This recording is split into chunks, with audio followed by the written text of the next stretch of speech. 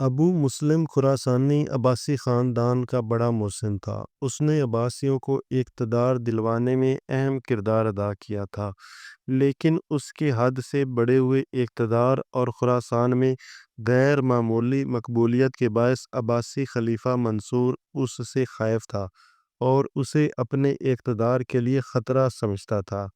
منصور جب ابھی صرف ولی عہد تھا، اس کا دل ابو مسلم کی طرف صاف نہیں تھا اور وہ ہمیشہ اسے شک و شبے کی نظر سے دیکھتا تھا۔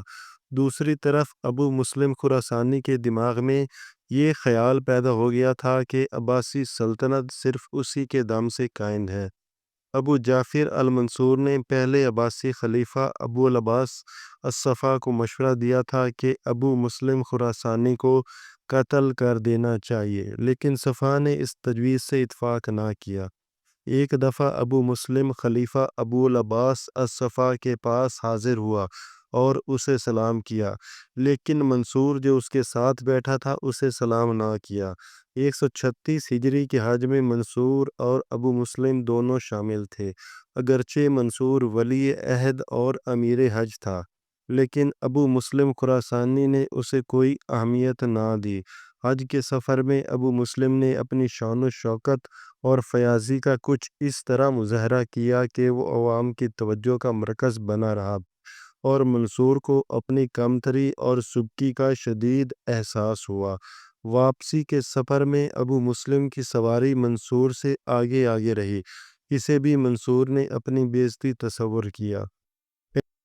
پہلے عباسی خلیفہ کی وفات کی خبر آئی تو ابو مسلم خراسانی نے منصور کو ایک خط لکھا، لیکن اس خط میں ابو مسلم خراسانی نے منصور کو خلافت کی مبارک نہ دی۔ اگرچہ بعد میں ابو مسلم خراسانی نے منصور کی بیعت کر لی، لیکن منصور کے دل میں ابو مسلم خراسانی کے لیے نفرت اور زیادہ ہو گئی۔ خلیفہ منصور ابو مسلم خراسانی سے چھٹکارا حاصل کرنا چاہتا تھا، لیکن خراسان میں اس کی بے پناہ مقبولیت کی وجہ سے اسے برملا قتل نہیں کیا جا سکتا تھا۔ اس لیے اس نے ابو مسلم خراسانی کو قتل کرنے کی اسکیم بنائی۔ ابو مسلم خراسانی ابھی شام میں تھا۔ منصور نے اسے فرمان بھیجا کہ تمہیں بجائے خراسان کے شام اور مصر کا گورنر مقرر کیا جاتا ہے۔ مصر میں چاہو تو اپنا نائب مقرر کر دو اور خود شام میں رہو، اس طرح تم میرے زیادہ قریب رہو گے۔ مجھے تمہاری اشد ضرورت ہے۔ ابو مسلم خراسانی بھی اتنا سادہ لو نہیں تھا۔ اس نے اس پیشکش کو ٹکرا دیا اور خراسان کی طرف روانہ ہو گیا۔ جب منصور کو ابو مسلم کی اس سرکشی کی اطلاع ہوئی تو وہ دارالخلافت سے نکل کر مدائن چلا آیا۔ یہ جگہ شام اور خراسان کے راستے کے قریب ہے۔ مدائن سے اس نے ابو مسلم کو ایک خط لکھ کر بلا بھیجا۔ اس پر ابو مسلم نے آنے سے انکار کر دیا اور جواب میں لکھ دیا، امیر المومنین، اس وقت آپ کا کوئی دشمن نہیں رہا جس پر آپ غالب نہ آ چکے ہوں۔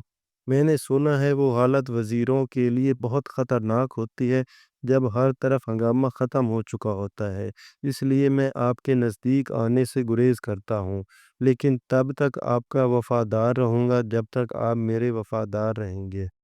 اب منصور نے سیاست اور حکمت عملی سے کام لے کر ابو مسلم کو مصالحانہ خطوط لکھے اور چند قابل اعتماد اور چرب زبان درباریوں کو اس کے پاس بھیجا کہ اسے کسی طرح پھانس کر اس کے پاس لائیں، اور ابو مسلم کے نائب کو گورنری کا پروانہ بھیج دیا۔ وہ ابو مسلم کے خلاف ہو گیا۔ مجبور ہو کر ابو مسلم نے دارالخلافت جانے کا فیصلہ کر لیا۔ شہر کے باہر بنو ہاشم خلیفہ منصور کے درباریوں اور عوام نے اس کا شاندار استقبال کیا۔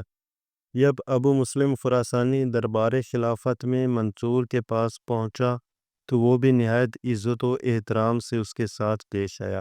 اس ظاہری سلوک سے ابو مسلم کا دل صاف ہو گیا اور وہ بغیر کھٹکے دربار میں آنے جانے لگا۔ ایک دن منصور نے ابو مسلم کو تنہائی میں بلایا اور 5 آدمیوں کو مامور کیا کہ وہ اونٹ میں چھپ کر کھڑے ہو جائے، اور جب میں تالی بجاؤں تو آ کر ابو مسلم کا کام تمام کر دیں۔